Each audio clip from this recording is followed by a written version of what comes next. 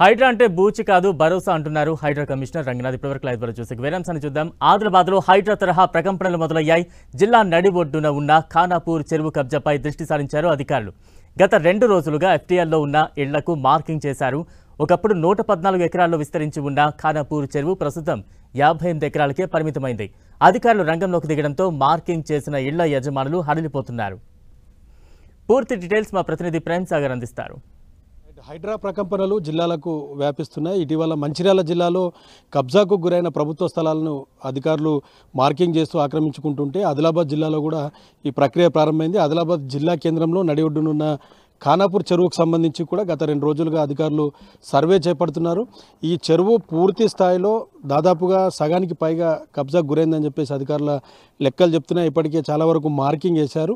ఒకప్పుడు కొన్ని వందల ఎకరాలకు కింద సాగునీటికి వరి పంట పండించడానికి ఉపయోగపడే చెరువు మొదటగా డ్రైనేజీకి సంబంధించిన వాటర్ అంతా కూడా దీంతో మళ్లిస్తూ చెత్త చెదారాన్ని అంతా కూడా దీంట్లో నింపిన తర్వాత ఇందులో చాలా వరకు ఇండ్లనేటివి కబ్జాకు గురయ్యని చెప్తున్నారు. ఆల్మోస్ట్ 600 నుంచి 700 ఇండ్లు ఈ చెరువు ఎఫ్టీఎల్ లెవెల్లో ఉన్నాయని చెప్పేసి అధికారులు చెప్తున్నారు. దాదాపు 2500 మంది జనాభా ఇప్పుడు ఈ చెరువుకు సంబంధించిన ఎఫ్టీఎల్లో నివాసం ఉంటున్నారని చెప్తున్నారు. నిన్న చూశాం అధికారులతో, మున్సిపాలిటీకి సంబంధించిన అధికారులు, ఇరిగేషన్ అధికారులతో స్థానికులంతా కూడా వాగ్వాదానికి దిగారు.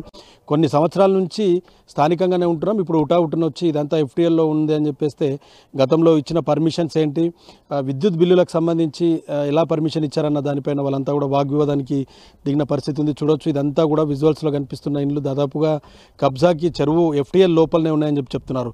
ఈ చెరువుకి బఫర్ జోను మాట దేవుడెరుగు, కానీ ఎఫ్టీఎల్ కూడా పూర్తిగా కబ్జాకు గురైన పరిస్థితి అయితే ప్రస్తుతం కనిపిస్తోంది.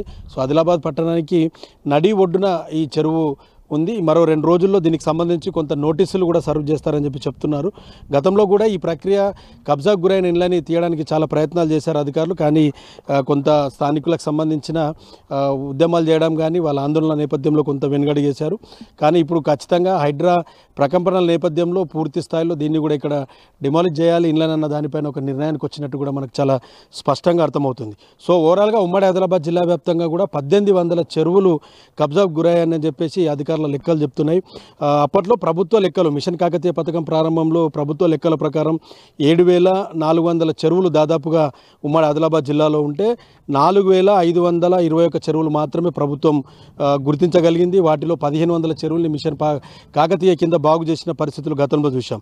అయితే ఆదిలాబాద్ పట్టణంలో కేవలం ఆదిలాబాద్ టౌన్లోనే దాదాపుగా 12 చెరువులు కుంటలన్నీ కూడా కబ్జాకు గురై 518 ఎకరాల భూమి మొత్తం కూడా ఇప్పటికే కబ్జాకు గురైనట్టు కూడా అధికారుల లెక్కలు అయితే ప్రస్తుతానికి చెప్తున్న పరిస్థితి ఉంది. ప్రస్తుతం కనిపిస్తున్న ఈ చెరువు 114 ఎకరాల్లో ఈ చెరువు అన్నది గతంలో ఉండేది, కానీ ప్రస్తుతం 55 నుంచి 58 ఎకరాలు మాత్రమే ఈ చెరువులో నీరు కానీ మిగతా గుర్రపు డెక్కతో కూడుకున్న ఇదంతా కూడా కనిపిస్తూ ఉంటుంది. సో ఆల్మోస్ట్ సగానికి పైగా ఈ చెరువు అంతా కూడా అన్యాక్రాంతమైంది అన్నది లెక్కలు చెప్తున్న పరిస్థితి అయితే ప్రస్తుతం కనిపిస్తుంది. సో ఓవరాల్గా కబ్జా రైళ్లకు కావచ్చు, మిగతా వాళ్ళందరికీ కూడా కొంత హడలెత్తిస్తున్న అంశమే, కొంత టెన్షన్ వాతావరణమే ప్రస్తుతం అయితే ఆదిలాబాద్ జిల్లాలో మాత్రం కనిపిస్తుంది. కెమెరా పర్సన్ చందుతో ప్రేమ్ సాగర్, 10 టీవీ, ఉమ్మడి ఆదిలాబాద్ జిల్లా నుంచి.